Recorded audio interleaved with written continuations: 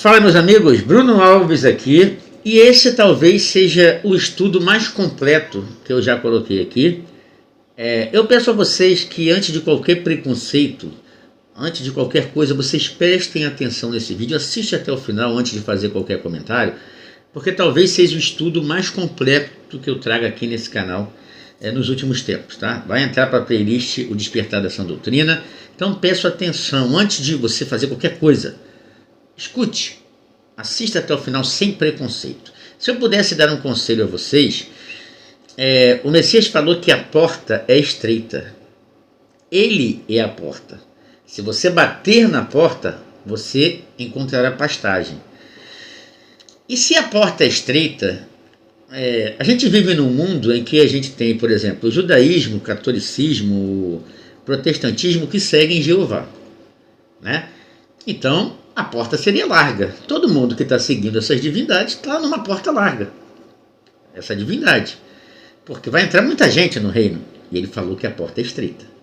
É como o casamento do filho do rei. É para pouquíssimos, tá? Então, o que acontece, gente? No mundo inteiro, se você pegar o islamismo, hinduísmo, budismo, catolicismo, protestantismo, judaísmo, eles seguem aquelas divindades, aquela miscelânea. Elohim, ela que é o deus touro do panteão cananeu, Elohim, Adonai, Javé, Asherá, Neustã, que é a serpente que Moisés ergueu. Então é uma miscelânea. Moisés também mandava sacrificar Azazel. Se você for no livro de Enoque, você vai ver que Azazel é um dos anjos que fizeram sexo com as filhas dos homens. Então, o mundo inteiro, todas as religiões estão seguindo essas divindades. E o Messias vem e apresenta o Pai. Ele diz: ninguém jamais viu a Deus. O Filho unigênito que está no seio do Pai foi quem o revelou. Então ele fala que apresenta o Pai. Ele apresentou o Pai. Então, se vocês quiserem seguir a manada e a porta, porque senão o Messias estaria mentindo. Então está todo mundo certo, né? E vai todo mundo entrar, a porta é larga. O Messias mentiu. Não, a porta é larga, todo mundo segue Javé, que são bilhões de pessoas. A porta é larga, todo mundo vai entrar. Todo mundo que segue essas divindades do passado. O Messias estaria mentindo, não. Quando ele fala com a mulher samaritana, ele fala: o Pai procura os verdadeiros adoradores, que o adorem em espírito e verdade. É tão difícil encontrar que o Pai até procura. Então a porta sim é estreita. Então, antes de qualquer preconceito, hoje a gente vai falar sobre os sacrifícios humanos que Javé, essa divindade, fazia no passado, tá? A gente vai aqui em Levítico 27. Vamos lá, vamos ler o texto. O Senhor disse ainda a Moisés: fale aos filhos de Israel e diga-lhes: quando alguém fizer o voto especial ao Senhor, com respeito a pessoas, o resgate será feito conforme a seguinte avaliação. Aí ele começa a dar o preço de cada pessoa por idade. Se o objeto da avaliação for um homem de idade de 20 anos até 60, a avaliação será de 600 gramas de prata, segundo o peso padrão do santuário. Porém, se for mulher, você vê que a mulher sempre valia menos, né? Será 360 gramas. Homem 600, mulher 360. Se a idade for de 5 anos até 20, aí quanto mais novo vale menos, tá? A avaliação do homem será de 240 gramas e da mulher 120 gramas. Se a idade for de 1 mês a 5 anos, isso é, um bebezinho, né? Bebezinho ou criança de 5 anos, aí vale menos ainda. A avaliação do homem será de 60 gramas de prata e a avaliação pela mulher de 36 gramas de prata. Isso para ser sacrificada no templo, eu vou mostrar. De 60 anos para cima, se for homem, a avaliação, idoso também valia pouco, né? A avaliação será de 180 gramas e de mulher 120 gramas. Então ele começa a falar aqui agora dos animais, das posses e tudo mais, para ser consagrada. Então ele diz aqui, ó: no entanto, nada do que alguém consagrar por completo ao Senhor, de tudo que tem, seja homem, animal ou campo da sua herança, se poderá vender. Depois que consagrou, você não pode vender, nem resgatar. Toda coisa assim consagrada será santíssima ao Senhor. Ninguém, agora vem para seres humanos, ninguém dentre os homens que for consagrado por completo ao Senhor poderá ser resgatado, terá de ser morto. Em outras traduções vai ser terá que ser executado. ok? E isso é fato. Inclusive Jefté, em Juízes 11, ele faz um voto para ele vencer, né, a batalha. Ele faz o voto da filha e ele, no final, a filha é sacrificada àquela divindade, ok? Então, você vê aqui em Números 31, na batalha contra os midianitas, né? Lembrando que os midianitas eram um povo muito bom, tá? Moisés, quando matou o soldado egípcio, fugiu para Midian, casou com a filha de um sacerdote, Jetro, casou com Zípora, teve dois filhos, Gerson e Eliezer, e depois mandou matar todos os midianitas, tá? Aqui o Senhor disse a Moisés, vingue-se dos midianitas e tudo mais, e Moisés mandou lá o pessoal para a batalha, enviou 1000 homens de cada tribo, atacaram Midian. Midian, inclusive, era descendência de Abraão, né? Depois que Sara morre, Abraão casa com Quetura, e aí sai Midian. Os midianitas eram descendentes de Abraão. Só o pessoal fica falando que eram crianças monstros, né? E não eram, tá? Era um povo bom, descendência de Abraão. Moisés tinha fugido para lá, tinha sido bem tratado, casou com Zípora, teve 2 filhos que eram midianitas. Os filhos dele eram também de sangue midianita, né? Porque misturado. Então, eram pessoas boas, tá? E os israelitas capturaram as mulheres e as crianças. Mataram todos os homens, está aqui no versículo 7, né? Mataram todos os homens e trouxeram as mulheres e as crianças. Mas Moisés não gostou muito, né? Porque ele pergunta, por que vocês deixaram as mulheres vivas, né? Só você ler Números 31 que você vai ver. E aí ele fala, matem todos os meninos, crianças, meninos, se for bebê, matem todos os meninos e todas as mulheres que tiveram relações sexuais com algum homem. Então todas as mulheres que não eram virgens, todos os meninos, crianças, ele manda matar. Deixe viver somente as meninas virgens e traga para nós, ele traga para viver entre nós. O que eles iam fazer com essas meninas virgens? Eu não tenho dúvida, né? Mas vamos lá. E aqui ele começa a divisão do despojos de guerra, e aí o Deus de Moisés fica com bois, fica com cabeça de gado, fica com jumentos. E ali no versículo 40 diz, e das 16.000 virgens, né, foram 32.000 virgens, 16.000 virgens ficaram para o povo, 16.000 virgens para o soldado, mas das 16.000 virgens que ficaram com os soldados, 32 foram tributo a Jeová. Então essas 32 foram sacrificadas a Jeová, essas 32 menininhas virgens. Naquela época as meninas se casavam cedo, né? Então essas menininhas virgens deveriam ter 5, 6 anos, e 32 foram sacrificadas, e o resto com certeza violentadas, porque tem inclusive uma passagem, né, que esse Deus ensina, né? Se você cobiçar a mulher de um prisioneiro, né, durante a guerra, você raspa a cabeça dela, corta as unhas, né? E aí fala essas coisas, né? O que deve fazer, e aí você se aproveita dela, depois pode mandar embora, né? É assim que esse Deus aqui ensinava. Beleza? Então, calma aí. Eu quero que você fique até o final. Não comenta ainda não. Vamos lá, vamos até o final. Vamos ver esse estudo com calma, tá? Por isso que em João 8:44, em João 8 o Messias fala o tempo todo, né? Vocês não são filhos de Deus. Deus não é o vosso pai. O meu pai não é o vosso pai.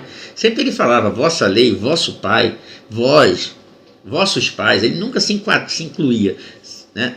O Messias nunca se incluía com eles, né? Com os adoradores de Javé, com o pessoal da Torá.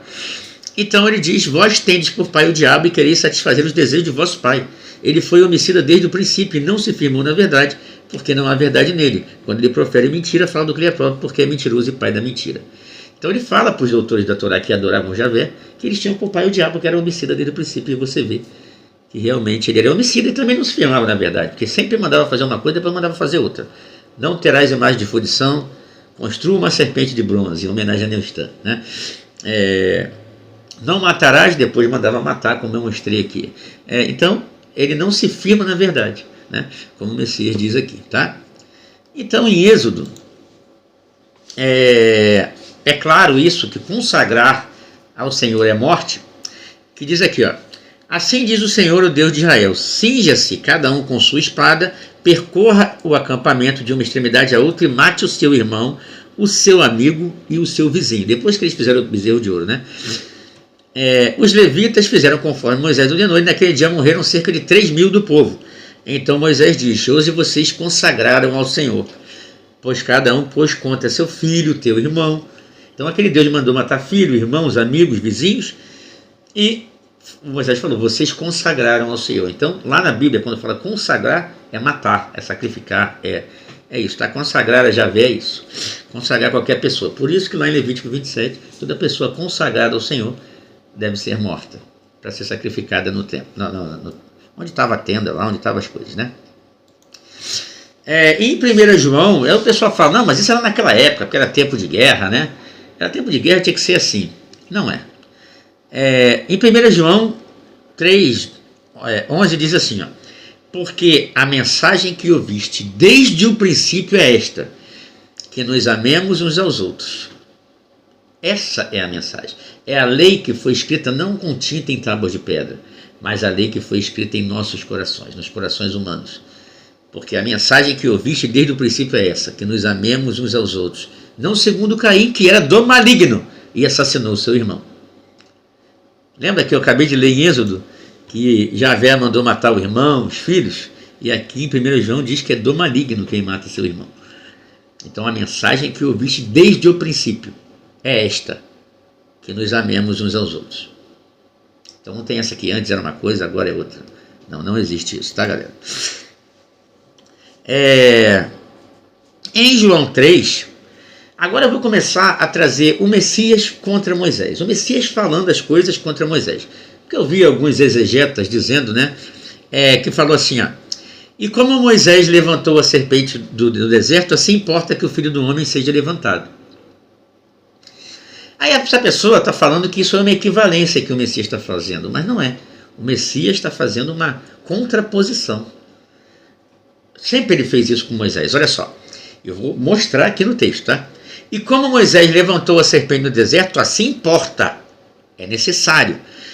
Tem várias traduções que está, é necessário que o Filho do Homem seja levantado, para que todo aquele que nele crê não pereça, mas tenha vida eterna. Por que ele está falando isso? Porque quando Moisés levantou a serpente, todo aquele povo pereceu.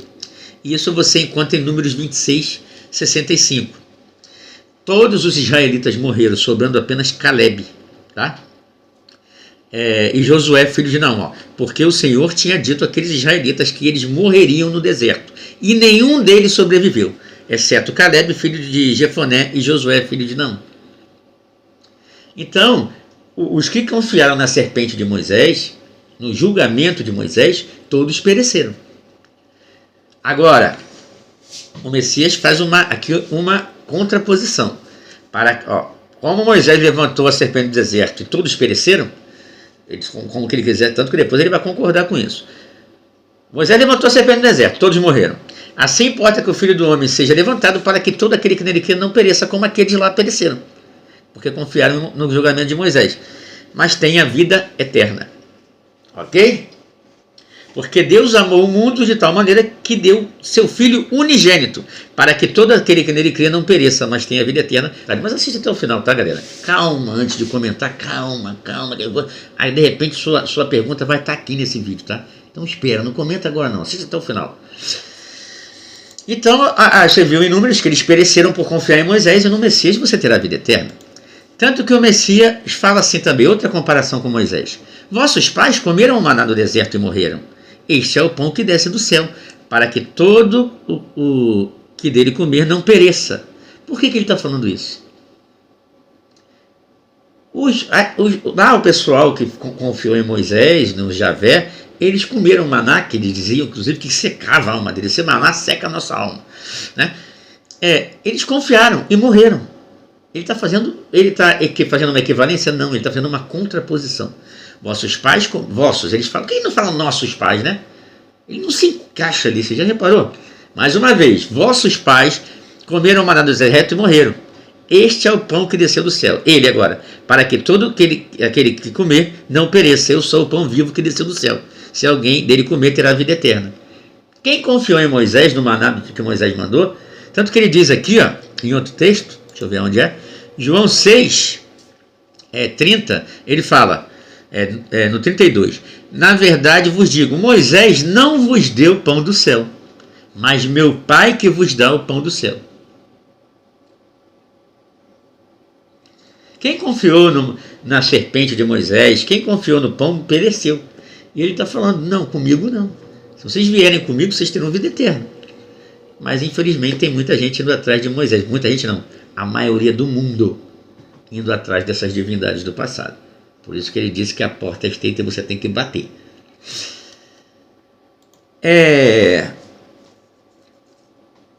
Números 11, mais uma vez que o Messias vai fazer uma comparação dele com Moisés, tá? Números 11 ele diz assim, ó: nós lembramos dos peixes que comíamos de graça no Egito. O pessoal murmurando, estava lá passando mal no deserto, com fome, as crianças subnutridas. Aí ele fala, nós lembramos dos peixes que comíamos de graça no Egito, e também pepinos, melancias. Ele está lembrando dos peixes, eles falam ali dos pães também que comiam no Egito. E o que Javé fez? Então o Senhor, depois que o pessoal ficou murmurando, pedindo pão e pedindo peixe, então o Senhor enviou serpentes venenosas que morderam o povo e muitos israelitas morreram. O pessoal pedia pão, peixe, ele mandou uma lei de pedra, escrita com tinta em pedra, e mandou serpentes para matar o povo pedindo pão e peixe. E aí quem está fazendo esse julgamento não sou eu, gente, é o Messias. O Messias que fez esse julgamento. Qual homem no meio de vocês, se o filho pedir pão, lhe dará uma pedra? Ou se pedir peixe, lhe dará uma cobra, uma serpente? Portanto, se vocês, apesar de serem maus, sabem dar boas coisas aos seus filhos, quanto mais seu Pai que está nos céus. O Messias, gente, vocês podem dizer assim, você está julgando as atitudes de Jeová? Não, quem está julgando é o Messias. O tempo inteiro aqui, falando que eles confiaram em Moisés, pereceram, que eles comeram o pão de Moisés, morreram. Ele está falando aqui, um pai, se o filho pedir pão e peixe, ele não vai dar pedra e serpente nunca. Meu pai não vai fazer isso. Então ele está falando que aquele Deus de Moisés não é o pai dele. É ele que está dizendo, não sou eu, é o que está escrito. Então as pessoas têm mania de falar, você está falando isso? Se você está falando o que eu estou falando, você está negando o que o Messias falou. Ele que está fazendo o julgamento, não sou eu. Eu poderia, eu jamais entenderia matar a criança inocente, eu não entenderia isso porque a lei está escrita no meu coração, eu sei o senso de justiça. Mas as pessoas poderiam dizer de mim assim, mas você está julgando Deus? Não, quem está julgando é o Messias. Se vocês que são maus sabem dar boas coisas aos seus filhos, que dirá o Pai que está no céu? Ele está fazendo uma referência a Jeová, que quando o povo pediu pão e peixe, ele deu pedra e serpente. Ele está falando, qual homem no meio de vocês, se o filho pedir pão, lhe dará uma pedra, ou se pedir peixe, lhe dará uma cobra? Vocês são maus, sabem dar boas coisas aos seus filhos, imagina o Pai que está no céu. Ele que está fazendo o julgamento de Jeová, não sou eu, tá? Então, por isso que ele fala, ninguém jamais viu a Deus, o Filho unigênito que está no seio do Pai é quem o revelou. E aqui ele faz outra comparação a Moisés. Em João 5,37, ele fala assim, o próprio Pai que me enviou testemunhou a meu respeito, o Pai dele. Vocês nunca ouviram a sua voz, nem viram a sua forma. Ele está fazendo uma referência a Moisés aqui. Por quê? Porque lá em Números 12, o Deus de Moisés fala assim, com ele falo face a face claramente, e não por enigmas, e ele vê a forma do Senhor. O Messias está fazendo uma declaração sobre isso aqui, que Moisés não estava vendo o pai dele. Veja que ele diz, olha aqui, o próprio Pai que me enviou testemunhou a meu respeito. Vocês nunca ouviram a sua voz, nem viram a sua forma. É exatamente o que Moisés está falando, o Deus de Moisés está falando. Javé, com ele falo face a face claramente, não por enigmas, e ele vê a forma do Senhor. Então Moisés ouvia Javé, via a forma de Javé, e o Messias diz que o pai dele, que testemunhou dele, ninguém jamais viu a forma dele. Vocês nunca viram a sua forma, nem ouviram a sua voz. Nunca ouviram. Então quem está fazendo esse julgamento, essa separação, é o Messias, não sou eu. Entende? Olha quantas coisas ele já fez contraponto de Moisés aqui que eu já trouxe, tá? E aí, quando o Messias fala assim que Moisés escreveu o meu respeito, né? Escreveu realmente, tá? Em Deuteronômio 21, 22 e 23, 22 e 23 diz assim, se um homem culpado de um crime que merece morte for morto e pendurado no madeiro, o Messias foi pendurado no madeiro, não deixem o corpo no madeiro durante a noite, enterrem-no naquele mesmo dia, porque qualquer que for pendurado no madeiro está debaixo de maldição de Deus, debaixo da maldição do Deus de Moisés. Então o Messias, quando foi morto no madeiro, ele foi morto no madeiro por isso, porque o Deus de Moisés dizia que era maldito todo aquele, por isso que fala, ele se fez maldito para nos salvar, se fez maldito para o Deus da Torá, para Javé. Ele veio desfazer as obras do diabo, por isso ele citava a Torá. Se ele veio desfazer as obras do diabo e desfazer as inimizades, quem fez as inimizades? O Deus de Israel. Botavam as pessoas umas contra as outras, lutando umas contra as outras. Então ele tinha que citar, né? Então veja, ele por morrer, Moisés escreveu sobre ele, dizendo que o cara que morreu no madeira era maldito. Moisés escreveu sobre ele. Aqui também em Deuteronômio, Moisés escreve sobre ele, tá? Quando alguém tiver um filho quanto mais rebelde, que não obedecer à voz do seu pai, fala assim, olha só, dirão aos anciãos da cidade, este nosso filho é rebelde, não dá ouvidos à nossa voz, é um comilão e beberrão. Então todos os homens da sua cidade o apedrejarão com pedras, até que morra. Então era para acusar de comilão e beberrão. E aí as pessoas iriam matar essa pessoa. E o Messias faz essa referência de novo, em Mateus 11, 19. Veio o Filho do Homem comendo e bebendo. Ele veio assim, comendo e bebendo. Em algumas traduções está bebendo vinho, bebendo mesmo. Ele fala, veio o Filho do Homem comendo e bebendo, e dizem, eis aí um comilão e um beberrão, e um bebedor de vinho. Era isso que os fariseus acusavam o Messias, os seguidores da Torá, porque Moisés mandava matar quem era assim, comilão e beberrão, e ele veio assim de propósito. Por isso que ele diz, quando os judeus queriam matá-lo, porque ele trabalhava no sábado, fazia várias coisas no sábado, ele diz, meu pai trabalha até hoje e eu trabalho também, mostrando que o pai dele não tem esse negócio de sábado. Os discípulos catavam espigas, que era proibido, grãos, né, que era proibido, segundo a lei de Moisés, os discípulos catavam no sábado, e os fariseus sempre querendo matar o Messias. Não, eu sou maior do que o sábado, né? Então é isso, tá? Mais uma vez o Messias fez referência. Então aqui Moisés escreveu sobre ele mandando matar. Então quando ele fala, Moisés escreveu sobre mim, sim, que ele era maldito por ter sido pendurado no madeiro, que ele veio comendo e bebendo, que ele era comilão e beberrão, era para matar. Moisés também fala que quando um profeta sonhador de sonhos apresentar outro Deus, e ele apresenta outro Deus, ele fala, eu revelei o Pai, vocês nunca viram a Deus, vocês não são de Deus, vocês têm por pai o diabo. Então o Messias apresenta outro Deus. Então Moisés também, profeta sonhador de sonhos que apresentar outro Deus, é para matar. Então Moisés escreveu sobre o Messias assim, sempre mandando matá-lo. Ok? A transfiguração é simples, né? Muita gente perguntando aí sobre transfiguração. A transfiguração aconteceu depois que o Messias sai de Cesareia de Filipe, né? Sai de Cesareia de Filipe, 6 dias depois ele sobe o Monte Hermon. De Cesareia de Filipe só poderia ser o Monte Hermon. Se você for no livro de Enoque, vai estar escrito que 200 anjos caídos desceram no Monte Hermon. Então lá aparecem Moisés e Elias, no Monte Hermon dos anjos caídos. E aí o Messias chega e desce a voz do Pai dizendo, este é meu filho amado, ouçam-no. E por que a voz do Pai não falou, estes são meus filhos? Ele fala no singular, este é o meu filho amado, ouçam-no. Por que o Pai falou só no singular? Este é meu filho amado. E quando os discípulos olharam, Moisés e Elias fugiram. As lagartixas saíram correndo, fugiram. Só estava o Messias ali. Não preciso dizer mais nada, né? Então, em Mateus 5, né, muita gente usa Mateus 5,17, o Messias é claro, né?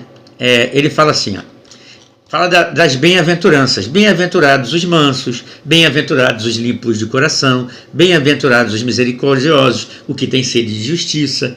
Então isso não tem nada a ver com a Torá, né? Porque a Torá mandava matar criança de peito, mandava trucidar, rasgar mulheres grávidas, devorar os próprios filhos, né? Lá no Deus de Israel mandava fazer isso. Então ele fala aqui sobre as bem-aventuranças. Essa é a lei que ele veio cumprir. A lei, como está em 1 João, que é desde o princípio, que nos amemos uns aos outros. Então aqui ele está dizendo qual é a lei, em Mateus 5. E no 17 ele fala, não vejo que vim destruir a lei. Lei de quem? A de Moisés, que não é. Porque é a lei dos misericordiosos, dos mansos, e não dos caras que fazem guerra e destroem outros povos, roubando, matando, destruindo. É a lei do pai dele que está descrita desde o princípio. Amar uns aos outros. Então eu vim cumprir a lei do meu pai, das bem-aventuranças. Ele acaba de falar antes. Tanto que sobre a lei de Moisés, ele começa a falar mal, tá? Da lei de Moisés, ó. Também foi dito, qualquer que deixar sua mulher dele carta de divórcio. Eu, porém, vos digo que qualquer que repudiar sua mulher, a não ser que seja por causa de traição, é adúltero, faz com que cometa adultério. E qualquer que casar com ela também comete adultério. Então, o que é isso aqui? Foi dito. qualquer que deixar sua mulher dele carta de divórcio. Onde foi dito por quem? Por Moisés. Ele está desfazendo a Torá aqui. Então você vê que ele não veio cumprir a Torá. Ele está desfazendo a Torá. Porque em Deuteronômio 24, Moisés disse ao povo: pode acontecer que um homem case, mas depois de algum tempo não goste mais da esposa, porque há nela alguma coisa que não agrada a ele. Neste caso, deve preparar um documento de divórcio, uma carta de divórcio, e entregar e mandar embora. Na lei de Moisés era para fazer isso, só que o Messias repudia. Fala, não, só se for por fornicação, só se for por traição. Se não for por isso, não pode, como diz em Deuteronômio, só simplesmente enjoar da mulher e mandar embora. E aqui em Deuteronômio não está falando em traição, porque traição lá na lei era para matar. Ele não podia, se a mulher adulterou com ele, não podia dar carta de divórcio e mandar embora. Não, a mulher tinha que ser apedrejada até a morte. Então aqui não está falando da carta de divórcio por causa de adultério. Está falando, se enjoar da mulher, tem alguma coisa que não agrada mais, manda ele embora, dá uma carta de divórcio e manda ele embora. E diz aqui que se o outro homem gostar dela, pode casar com ela. Quando o cara der carta de divórcio, o Messias não. O Messias diz que é adultério se você der carta de divórcio para sua mulher, se não for por traição. Então ele está desfazendo a Torá em Mateus 5. Ele não está concordando com a Torá, né? E ele fala, inclusive, que quem casar com ela também é adúltero. Então Moisés estava ensinando a adulterar. Ele está contra a lei de Moisés aqui. E ele vai só desfazendo o tempo inteiro aqui, ó. Não jurarás. Ele fala que não jurar. Jeová jurava o tempo todo e não cumpriu o juramento, né? Porque ele jurou que ia proteger Israel, o povo de Israel, e depois matou todos, só sobrou Caleb e Josué. Então ele nem cumpriu o juramento dele. Ele falou, quem jurar é de procedência maligna. Ele fala aqui, ó, seja no vosso falar sem sim, não. Né? Não jurarás por nada. Aqui, ó, não jurarás pela cabeça, porque não pode tomar o cabelo. Não jurar por nada. Pelo céu, pela terra, por nada. Então o Messias está desfazendo Jeová, desfazendo a Torá. Então aqui, ó, ouvistes o que foi dito, amarás o teu próximo e odiarás o teu inimigo. Foi dito aonde? Na Torá. Vou botar os inimigos debaixo dos seus pés, ame só entre vocês. Seus inimigos vocês matem, criança, matem tudo. E o Messias aqui está desfazendo. Eu, porém, vos digo, amai os vossos inimigos, bendizei os que vos maldizem, fazei o bem aos que vos odeiam, e orais pelos que vos maltratam e vos perseguem. Na Torá estava mandando matar os inimigos, e aqui o Messias está desfazendo. Então, como que alguém pode ler Mateus 5,17 e dizer, ele veio cumprir a Torá? Não, ele está desfazendo tudo que está na Torá. Tudo aqui. Ele veio cumprir a lei do pai dele, das bem-aventuranças, dos mansos, dos misericordiosos. Tanto que ele está comparando as coisas da Torá e desfazendo. O que estava escrito na Torá e desfazendo. Tá? Então, vamos lá. Aqui, né? Fala lá sempre para colocar os inimigos debaixo dos seus pés. Eu vi também um exegeta dizendo que Salmo 18, quando Davi invoca o Deus dele, né? Davi invoca o Deus dele em Salmo 18. Das suas narinas subiu fumaça, e da sua boca saiu fogo que consumia carvões. E aí ele fez das trevas seu lugar oculto. Lembrando que o pai do Messias é o pai das luzes e sequer há trevas nele. Tá? Né? Beleza, mas esse aqui habita em trevas. E aí esse exegeta disse que não, aqui você está pensando no dragão de Hollywood. Só porque está falando que das narinas sai fumaça e da sua boca sai fogo que consumia carvão. Ele está falando, não, você está tirando da sua cabeça. Mas ele não tem dragão no Velho Testamento, só tem Apocalipse, o exegeta diz.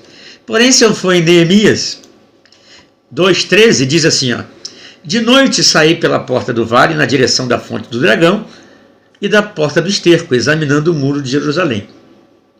Não tem dragão no Velho Testamento, exegeta. Por que em Jerusalém tinha a fonte do dragão?